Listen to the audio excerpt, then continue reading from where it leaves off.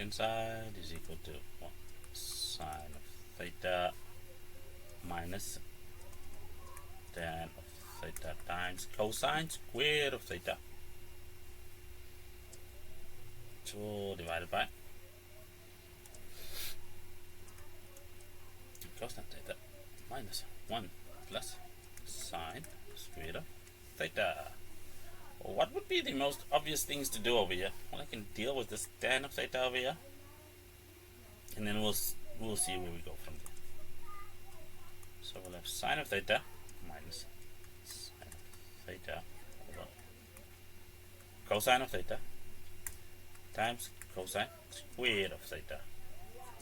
So that takes care of one of those. All over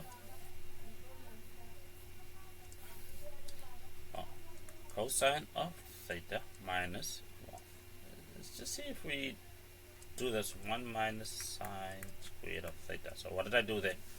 Well, I just took out negative 1 as a common factor.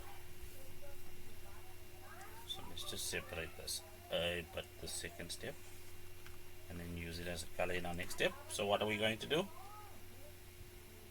Well, we have sine theta that we can take out as a common factor, and then we'll be left with 1 minus cosine theta. At the bottom, we'll recognize this as, once more, let's just go with sine squared theta plus cosine squared theta, our Pythagorean identity being equal to 1. So if we take sine squared theta and subtract it from both sides, we can see that this expression is equal to cosine squared of theta. From there we can take a common factor at the bottom as well. Let's just use a different color to be visually friendly.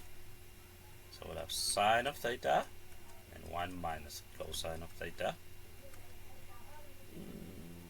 So the cosine of theta, and then once more 1 minus cosine of theta. So have a look, cosine of theta divided by cosine of theta gives us 1, and then cosine squared of theta divided by cosine of theta, there'll be one of those left to give us anything divided by itself, and sine theta divided by cosine of theta. Well, that's just the fundamental identity, which is tan of theta, and in this case happens to be equal to the right hand side as we need it to be. Okay.